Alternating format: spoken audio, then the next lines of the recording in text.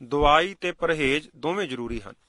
Baba ji England ਵਿੱਚ ਰਹਿੰਦੇ ਪ੍ਰੇਮੀਆਂ ਦੀ ਖਿੱਚ ਕਾਰਨ 1981 ਨੂੰ ਅਮਰੀਕਾ ਤੋਂ ਵਾਪਸੀ ਤੇ ਇੰਗਲੈਂਡ 2 ਮਹੀਨੇ ਦੇ ਕਰੀਬ ਠਹਿਰੇ ਤੇ ਵੱਖ-ਵੱਖ ਸ਼ਹਿਰਾਂ ਵਿੱਚ ਗੁਰਸਿੱਖਾਂ ਦੇ ਘਰੀਂ ਵਿਚਰ ਕੇ ਤੇ ਗੁਰ ਅਸਥਾਨਾਂ ਵਿੱਚ ਦੀਵਾਨਾਂ ਦੀ ਹਾਜ਼ਰੀ ਭਰ ਕੇ ਸੰਗਤਾਂ ਨੂੰ ਗੁਰੂ ਚਰਨਾਂ ਨਾਲ ਜੋੜਿਆ।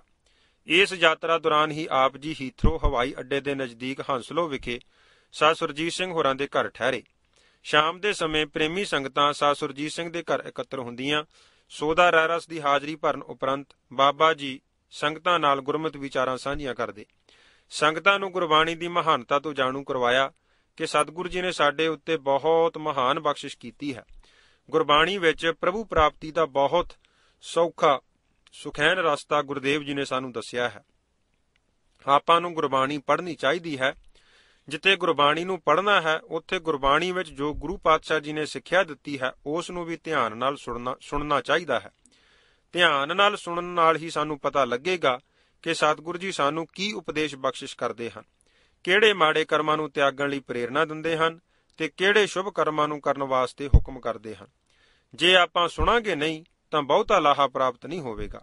ਉਪਦੇਸ਼ ਜੋ ਗੁਰਬਾਣੀ ਵਿੱਚ ਸਤਿਗੁਰਾਂ ਨੇ ਸਾਨੂੰ ਦਿੱਤਾ ਹੈ ਉਸ ਨੂੰ ਪੜ੍ਹ ਸੁਣ ਕੇ ਉਸ ਦਿੱਤੇ ਉਪਦੇਸ਼ ਅਨੁਸਾਰ ਜੀਵਨ ਬਣਾਵਾਂਗੇ ਤਦ ਹੀ ਸਤਿਗੁਰੂ ਜੀ ਦੀ ਪ੍ਰਸੰਨਤਾ ਹੋਵੇਗੀ ਤੇ ਆਪਾਂ ਆਪਣੀ ਮੰਜ਼ਿਲ ਤੇ ਪੁੱਜ ਸਕਾਂਗੇ।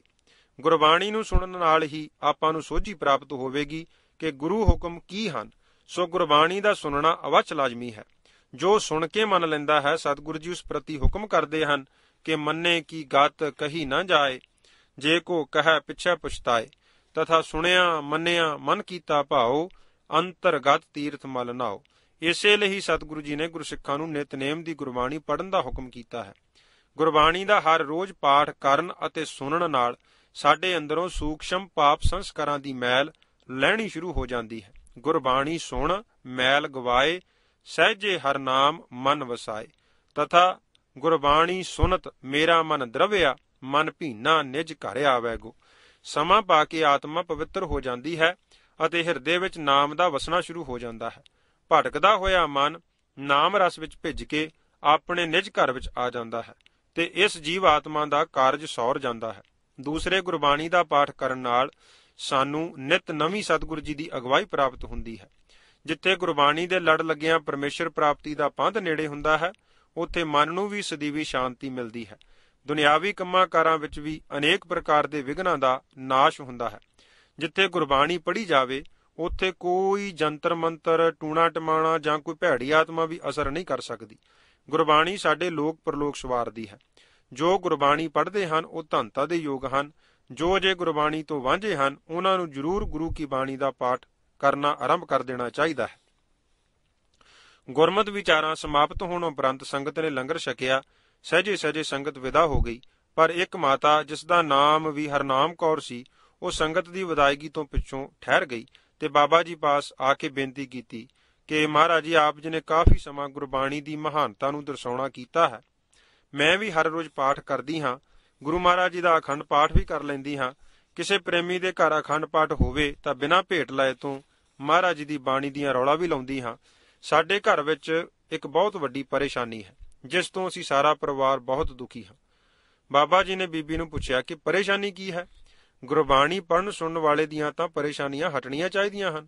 ਤਾਂ ਮਾਤਾ ਹਰਨਾਮ ਕੌਰ ਨੇ ਆਖਿਆ ਕਿ ਸਾਡੇ ਘਰ ਵਿੱਚ ਜੋ ਵੀ ਨਵਾਂ ਕੱਪੜਾ ਲਿਆਈਦਾ ਹੈ ਉਹ ਜਾਂ ਤਾਂ ਕੱਟਿਆ ਹੁੰਦਾ ਹੈ ਜਾਂ ਉਸ ਵਿੱਚ ਜਿਵੇਂ ਅੱਗ ਦਾ ਸੇਕ ਲੱਗਣ ਨਾਲ ਛੇਕ ਹੁੰਦੇ ਹਨ, ਇਸ ਤਰ੍ਹਾਂ ਹੋ ਜਾਂਦੇ ਹਨ।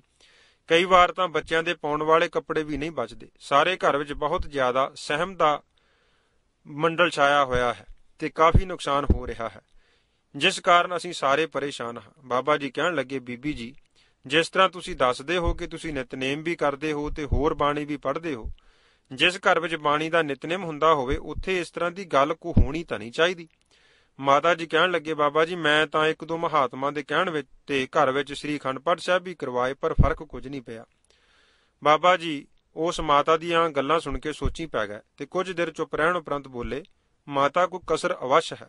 ਜਿੱਥੇ ਗੁਰਬਾਣੀ ਦਾ ਪਾਠ ਹੋਵੇ ਉੱਥੇ ਇਸ ਤਰ੍ਹਾਂ ਦੀਆਂ ਭੈੜੀਆਂ ਰੂਹਾਂ ਦਾ ਅਸਰ ਨਹੀਂ ਹੋ ਸਕਦਾ। ਮਾਤਾ ਕਹਿਣ ਲੱਗੀ, ਜੀ ਸਾਰਾ ਕੁਝ ਕਰਨ ਦੇ ਬਾਅਦ ਵੀ ਇਹ ਕੁਝ ਹੋ ਰਿਹਾ ਹੈ। ਬਾਬਾ ਜੀ ਥੋੜੀ ਦੇਰ ਫਿਰ ਚੁੱਪ ਰਹਿ ਕੇ ਬੋਲੇ, ਮਾਤਾ, ਤੇਰੇ ਘਰ ਵਿੱਚ ਤੇਰੇ ਬੱਚੇ ਮਾਸ ਸ਼ਰਾਬ ਤਾਂ ਨਹੀਂ ਵਰਤਦੇ? ਮਾਤਾ ਕਹਿਣ ਲੱਗੀ, ਜੀ ਬੱਚੇ ਸ਼ਰਾਬ ਵੀ ਪੀਂਦੇ ਹਨ ਤੇ ਮਾਸ ਵੀ ਖਾਂਦੇ ਹਨ, ਜਿਸ ਕਰਕੇ ਘਰ ਵਿੱਚ ਵੀ ਮਾਸ ਆਮ ਬਣਦਾ ਹੈ, ਪਰ ਮੈਂ ਨਹੀਂ ਵਰਤਦੀ। ਬਾਬਾ ਜੀ ਨੇ ਮਾਤਾ ਨੂੰ ਉੱਤਰ ਦਿੱਤਾ ਕਿ ਇਹੋ ਹੀ ਤਾਂ ਉਣਤਾ ਹੈ। ਜੇ ਤੇਰੇ ਬੱਚੇ ਤੇ ਪਰਿਵਾਰ ਇਸ ਕਲੇਸ਼ ਤੋਂ ਛੁੱਟਣਾ ਚਾਹੁੰਦੇ ਨੇ ਤਾਂ ਉਹਨਾਂ ਨੂੰ ਆਖ ਕਿ ਮਾਸ ਸ਼ਰਾਬ ਦਾ ਤਿਆਗ ਕਰ ਦੇਣ ਤੇ ਘਰ ਵਿੱਚ ਇਹਨਾਂ ਚੀਜ਼ਾਂ ਦਾ ਪ੍ਰਵੇਸ਼ ਤੱਕ ਨਹੀਂ ਕਰਨਾ। ਜੇ ਇਸ ਗੱਲ ਨੂੰ ਉਹ ਮੰਨਦੇ ਹੋਣ ਤਾਂ ਕੱਲ ਨੂੰ ਆ ਕੇ ਸਾਨੂੰ ਦੱਸ ਦੇਵੀਂ, ਮੈਂ 3-4 ਦਿਨ ਅਜੇ ਇੱਥੇ ਹੀ ਹਾਂ। ਪਰ ਬੀਬੀ, ਇੰਜ ਨਾ ਹੋਵੇ ਕਿ 2-3 ਦਿਨ ਲਈ ਤੇਰੇ ਬੱਚੇ ਡਰਦੇ ਮਾਰੇ ਤਿਆਗ ਕਰ ਦੇਣ ਤੇ ਮੁੜ ਫੇਰ ਉਸੇ ਰਸਤੇ ਨੂੰ ਫੜ ਲੈਣ, ਜਾਂ ਘਰ ਨਾ ਰੱਖਣ ਦੀ ਬਜਾਏ ਬਾਹਰੋਂ ਪੀ ਕੇ ਤੇ ਮਾਸ ਖਾ ਕੇ ਘਰ ਵਿੱਚ ਆਉਣ। ਜੇ ਉਹਨਾਂ ਇਸ ਤਰ੍ਹਾਂ ਕਰਨਾ ਹੈ ਫਿਰ ਇਹ ਹੋ ਰਿਹਾ ਨੁਕਸਾਨ ਨਹੀਂ ਹਟਣਾ। ਆਪਣੇ ਬੱਚਿਆਂ ਨੂੰ ਚੰਗੀ ਤਰ੍ਹਾਂ ਪੁੱਛ ਲਵੀਂ। ਮਾਤਾ ਆਪਣੇ ਘਰ ਵਾਪਸ ਚਲੇ ਗਈ ਤੇ ਆਪਣੇ ਪਰਿਵਾਰ ਨਾਲ ਸਲਾਹ ਕੀਤੀ ਕਿ ਬਾਬਾ ਜੀ ਨੇ ਜੋ ਮਾਸ ਸ਼ਰਾਬ ਦਾ ਸਦਾ ਲਈ ਤਿਆਗ ਕਰਨ ਲਈ ਹੁਕਮ ਕੀਤਾ ਹੈ, ਉਹ ਸਾਰੀ ਗੱਲ ਵੀ ਪਰਿਵਾਰ ਵਿੱਚ ਕੀਤੀ। ਲੜਕੇ ਮਾਸ ਸ਼ਰਾਬ ਦੇ ਤਿਆਗ ਤੋਂ ਹਿਚਕਚਾਉਂਦੇ ਸਨ। ਮਾਈ ਨੇ ਕਿਹਾ ਕਿ ਸੰਤਾਂ ਨੇ ਕਿਹਾ ਹੈ ਕਿ ਜੇ ਇਹਨਾਂ ਚੀਜ਼ਾਂ ਦਾ ਤਿਆਗ ਨਹੀਂ ਕਰੋਗੇ ਤਾਂ ਇਹ ਹੋ ਰਿਹਾ ਨੁਕਸਾਨ ਤੁਹਾਡਾ ਬੰਦ ਨਹੀਂ ਹੋਣਾ, ਭਾਵੇਂ ਜੋ ਮਰਜ਼ੀ ਕਰ ਲਓ। ਤੰਗ ਹੋਏ ਸਾਰੇ ਪਰਿਵਾਰ ਨੇ ਮਾਈ ਨੂੰ ਕਹਿ ਦਿੱਤਾ ਕਿ ਅਸੀਂ ਸਦਾ ਲਈ ਇਹਨਾਂ ਚੀਜ਼ਾਂ ਦਾ ਤਿਆਗ ਕਰ ਦਿੰਦੇ ਹਾਂ, ਪਰ ਸਾਡਾ ਇਸ ਤਰ੍ਹਾਂ ਨੁਕਸਾਨ ਨਾ ਹੋਵੇ। ਮਾਤਾ ਦੇ ਪ੍ਰੇਰਨਾ ਦੇਣ ਤੇ ਘਰ ਵਿੱਚ ਪਈ ਸ਼ਰਾਬ ਵੀ ਮੁੰਡਿਆਂ ਨੇ ਬਾਹਰ ਕੱਢ ਕੇ ਸੁੱਟ ਦਿੱਤੀ। ਅਗਲੀ ਸ਼ਾਮ ਮਾਤਾ ਨੇ ਬਾਬਾ ਜੀ ਨੂੰ ਜਾ ਬੇਨਤੀ ਕੀਤੀ ਕਿ ਬਾਬਾ ਜੀ, ਆਪ ਜੀ ਦੇ ਕਹਿਣ ਮੁਤਾਬਕ ਸਾਰੇ ਪਰਿਵਾਰ ਨੇ ਖੁਸ਼ੀ ਨਾਲ ਮੰਨ ਲਿਆ ਹੈ ਕਿ ਘਰੋਂ ਸ਼ਰਾਬ ਆਦਿ ਵੀ ਬਾਹਰ ਸੁੱਟ ਦਿੱਤੀ ਹੈ ਤੇ ਅੱਜ ਤੋਂ ਲੈ ਕੇ ਮਾਸ ਸ਼ਰਾਬ ਦਾ ਸੇਵਨ ਨਾ ਕਰਨ ਲਈ ਰਾਜੀ ਹੋ ਗਏ ਹਨ। ਹੁਣ ਤੁਸੀਂ ਕਿਰਪਾ ਕਰੋ ਤੇ ਦੱਸੋ ਕੀ ਕਰਨਾ ਹੈ। ਬਾਬਾ ਜੀ ਕਹਿਣ ਲੱਗੇ ਕਿ ਕੱਲ ਅਸੀਂ ਸਵਖਤੇ ਤੁਹਾਡੇ ਘਰ ਆਵਾਂਗੇ, ਨਿਤਨੇਮ ਦਾ ਪਾਠ ਤੁਹਾਡੇ ਘਰ ਕਰਾਂਗੇ। ਤੁਸੀਂ ਸਾਰੇ ਪਰਿਵਾਰ ਨੇ ਬੈਠ ਕੇ ਨਿਤਨੇਮ ਸੁਣ ਲੈਣਾ। ਉਪਰੰਤ ਤੁਸੀਂ ਉੱਚੀ ਬੋਲ ਕੇ ਹਰ ਰੋਜ਼ ਨਿਤਨੇਮ ਦਾ ਪਾਠ ਇਸੇ ਤਰ੍ਹਾਂ ਕਰਨਾ। ਸਤਿਗੁਰੂ ਜੀ ਮਿਹਰ ਕਰਨਗੇ। ਅਗਲੇ ਦਿਨ ਬਾਬਾ ਜੀ ਤੜਕੇ ਹੀ ਥੋੜੀ ਦੂਰ ਜੋ ਮਾਤਾ ਦਾ ਘਰ ਸੀ ਉੱਥੇ ਪੁੱਜ ਗਏ। ਆਪ ਨੇ ਪ੍ਰੇਮ ਨਾਲ ਉੱਚੀ ਸੁਰ ਵਿੱਚ ਨਿਤਨੇਮ ਕੀਤਾ। ਸਾਰੇ ਪਰਿਵਾਰ ਨੇ ਸੁਣਿਆ। ਸਮਾਪਤੀ ਉਪਰੰਤ ਅਰਦਾਸ ਕੀਤੀ ਤੇ ਬਾਬਾ ਜੀ ਨੇ ਸਾਰੇ ਪਰਿਵਾਰ ਨੂੰ ਗੁਰਬਾਣੀ ਪੜ੍ਹਨ ਤੇ ਤਾਮਸੀ ਖੁਰਾਕ ਦਾ ਤਿਆਗ ਕਰਨ ਦਾ ਪ੍ਰਣ ਲਿਆ ਤੇ ਕਿਹਾ ਕਿ ਜੇ ਤੁਸੀਂ ਬਚਨ ਤੇ ਪੂਰੇ ਰਹੇ ਤਾਂ ਅੱਜ ਤੋਂ ਬਾਅਦ ਤੁਹਾਡੇ ਘਰ ਵਿੱਚ ਅਜਿਹਾ ਕੋਈ ਨੁਕਸਾਨ ਨਹੀਂ ਹੋਵੇਗਾ, ਤੇ ਜੇ ਤੁਸੀਂ ਫੇਰ ਦੁਬਾਰਾ ਮਾਸ ਸ਼ਰਾਬ ਦੀ ਵਰਤੋਂ ਕਰਨ ਲੱਗ ਪਏ ਜਾਂ ਬਾਹਰੋਂ ਖਾ ਪੀ ਕੇ ਘਰ ਵਿੱਚ ਆਏ ਤੇ ਕੀਤੇ ਹੋਏ ਬਚਨ ਦੀ ਉਲੰਘਣਾ ਕੀਤੀ, ਫੇਰ ਜ਼ਿੰਮੇਵਾਰੀ ਤੁਹਾਡੀ ਆਪਣੀ ਹੋਵੇਗੀ। ਕਿਉਂਕਿ ਜੇ ਆਪਾਂ ਬਾਣੀ ਵੀ ਪੜ੍ਹੀ ਜਾਈਏ ਨਾਲ ਇਹਨਾਂ ਤਾਮਸੀ ਚੀਜ਼ਾਂ ਦੀ ਵੀ ਵਰਤੋਂ ਕਰੀ ਜਾਈਏ, ਫਿਰ ਬਾਣੀ ਦਾ ਵੀ ਅਸਰ ਨਹੀਂ ਹੁੰਦਾ ਤੇ ਭੈੜੀਆਂ ਰੂਹਾਂ ਵੀ ਪਿੱਛਾ ਨਹੀਂ ਛੱਡਦੀਆਂ। ਪਰਿਵਾਰ ਨੇ ਦੁੱਖ ਤੋਂ ਛੁਟਕਾਰੇ ਲਈ ਸਾਰੀਆਂ ਸ਼ਰਤਾਂ ਬੜੀ ਖੁਸ਼ੀ ਨਾਲ ਮੰਨ ਲਈਆਂ ਤੇ ਸਾਰੇ ਹਰ ਰੋਜ਼ ਨਿਤਨੇਮ ਕਰਨ ਤੇ ਸੁਣਨ ਲੱਗ ਪਏ। ਉਸ ਦਿਨ ਤੋਂ ਪਿੱਛੋਂ ਉਹਨਾਂ ਦੇ ਘਰ ਵਿੱਚ ਮੁੜ ਕਿਸੇ ਕਿਸਮ ਦਾ ਨੁਕਸਾਨ ਨਹੀਂ ਹੋਇਆ, ਨਾ ਹੀ ਕੋਈ ਕੱਪੜਾ ਕੱਟ ਹੋਇਆ, ਨਾ ਹੀ ਕਿਸੇ ਕੱਪੜੇ ਨੂੰ ਅੱਗ ਹੀ ਲੱਗੀ।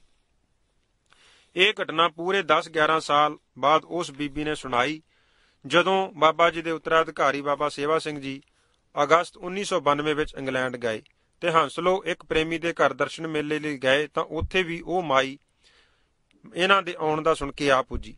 ਮਾਈ ਦੇ ਦੱਸਣ ਮੁਤਾਬਕ ਉਹਨਾਂ ਦਾ ਗੁਰਬਾਣੀ ਤੇ ਉਸ ਦਿਨ ਤੋਂ ਬਹੁਤ ਅਟੁੱਟ ਵਿਸ਼ਵਾਸ ਬਣ ਗਿਆ।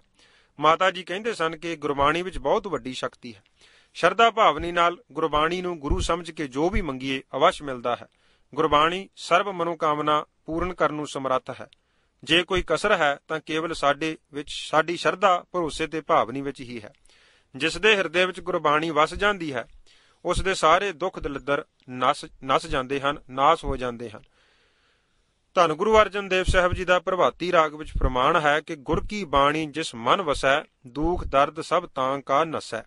ਆਨੰਦ ਸਾਹਿਬ ਵਿੱਚ ਆਪਾਂ ਹਰ ਰੋਜ਼ ਪੜ੍ਹਦੇ ਹਾਂ ਤੇ ਸੁਣਦੇ ਹਾਂ, ਦੁੱਖ ਰੋਗ ਸੰਤਾਪ ਉਤਰੇ ਸੁਣੀ ਸੱਚੀ ਬਾਣੀ। ਇਹ ਕੋਈ ਖਿਆਲੀ ਜਾਂ ਕਲਪਤ ਕਥਾ ਕਹਾਣੀਆਂ ਨਹੀਂ ਹਨ। ਇਹ ਤਾਂ ਹੱਡੀ ਵਰਤੀਆਂ ਸੱਚੀਆਂ ਤੇ ਖਰੀਆਂ ਘਟਨਾਵਾਂ ਜੋ ਸਾਡੇ ਲਈ ਲਾਈਟ ਹਾਊਸ ਦੀ ਤਰ੍ਹਾਂ ਸੇਧ ਬਖਸ਼ਿਸ਼ ਕਰਦੀਆਂ ਹਨ। ਜਿੱਥੇ ਆਪਾਂ ਤਨ ਤੇ ਮਨ ਨੂੰ ਅਰੋਗ ਕਰਨ ਲਈ ਗੁਰਬਾਣੀ ਅਤੇ ਨਾਮ ਦੀ ਔਸ਼ਧੀ ਦਾ ਸੇਵਨ ਕਰਨਾ ਹੈ, ਉੱਥੇ ਔਸ਼ਧੀ ਦੇ ਨਾਲ ਪਥ ਪਰਹੇਜ਼ ਉਤਨਾ ਹੀ ਜ਼ਰੂਰੀ ਹੈ। ਜੇ ਆਪਾਂ ਦਵਾਈ ਦਾ ਸੇਵਨ ਵੀ ਕਰੀ ਚਲੀਏ, ਪਥ ਪਰਹੇਜ਼ ਵੀ ਨਾ ਰੱਖੀਏ, ਤਦ ਵੀ ਸਫਲਤਾ ਪ੍ਰਾਪਤ ਨਹੀਂ ਹੋਣੀ। ਤੇ ਜੇ ਆਪਾਂ ਨਿਰਾ ਪਰਹੇਜ਼ ਹੀ ਰੱਖੀ ਜਾਈਏ ਤੇ ਦਵਾਈ ਦਾ ਸੇਵਨ ਨਾ ਕਰੀਏ, ਤਦ ਵੀ ਕਾਮਯਾਬੀ ਨਹੀਂ ਹੁੰਦੀ। ਦਵਾਈ ਅਤੇ ਪਰਹੇਜ਼ ਦੋਵੇਂ ਇੱਕ ਦੂਜੇ ਤੋਂ ਵੱਧ ਜ਼ਰੂਰੀ ਹਨ। ਸੋ ਇਸੇ ਲਈ ਭਾਈ ਗੁਰਦਾਸ ਜੀ ਨੇ ਫਰਮਾਨ ਕੀਤਾ ਹੈ ਕਿ ਜੋ ਮਨੁੱਖ ਵੈਦ ਦੇ ਕਹਿਣ ਅਨੁਸਾਰ ਪਰਹੇਜ਼ ਸਹਿਤ ਦਵਾਈ ਨਹੀਂ ਖਾਂਦਾ, ਐਸੇ ਰੋਗੀ ਦਾ ਰੋਗ ਕਦੇ ਵੀ ਮਿਟ ਨਹੀਂ ਸਕਦਾ। ਪੂਛਤ ਹੈ ਵੈਦ ਖਾਤ ਔਖਦ ਨ ਸੰਜਮਸੈ, ਕੈਸੇ ਮਿਟੇ ਰੋਗ ਸੁਖ ਸਹਿਜ ਸਮਾਈਏ। ਗੁਰਬਾਣੀ ਦੇ ਵਿੱਚ ਦਰਸਾਏ ਹੋਏ ਅੰਦਰੂਨੀ ਤੇ ਬਹਿਰੂਨੀ ਸਾਰੇ ਪੱਖਾਂ ਤੇ ਪਹਿਰਾ ਦੇਣ ਦੀ ਅਤ ਲੋੜ ਹੈ। ਜਿਸ ਪੱਖ ਤੋਂ ਆਪਾਂ ਢਿੱਲ ਵਰਤਾਂਗੇ ਉਹ ਪੱਖ ਕਮਜ਼ੋਰ ਰਹਿ ਜਾਵੇਗਾ ਤੇ ਅਸੀਂ ਪੂਰੀ ਸਫਲਤਾ ਪ੍ਰਾਪਤ ਨਹੀਂ ਕਰ ਸਕਾਂਗੇ।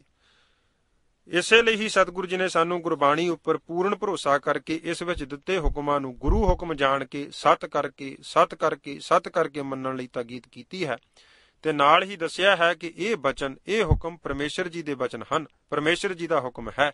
ਇਹ ਬਚਨ ਅਕਾਲ ਪੁਰਖ ਜੀ ਦੇ ਹਨ। ਪਰਮੇਸ਼ਰ ਨੇ ਤਾਂ ਸਾਡੇ ਮੁਖਾਰਬਿੰਦ ਚੋਂ ਕੇਵਲ ਸਾਕਾਰ ਹੀ ਕਰਵਾਏ ਹਨ। ਇਸ ਲਈ ਗੁਰਬਾਣੀ ਦੇ ਬਚਨਾਂ ਨੂੰ ਮੰਨਣਾ ਰੱਬੀ ਹੁਕਮਾਂ ਨੂੰ ਮੰਨਣਾ ਹੈ। ਇਸ ਵਿੱਚ ਸਾਡਾ ਹੀ ਭਲਾ ਹੈ। ਸਤਿਗੁਰੂ ਜੀ ਦਾ ਪਾਵਨ ਬਚਨ ਹੈ, ਸਤਿਗੁਰ ਕੀ ਬਾਣੀ ਸਤ, ਸਤ ਕਰ ਜਾਣੋ ਗੁਰ ਸਿੱਖੋ, ਹਰ ਕਰਤਾ ਆਪ ਮੂੰਹੋਂ ਕਢਾਏ।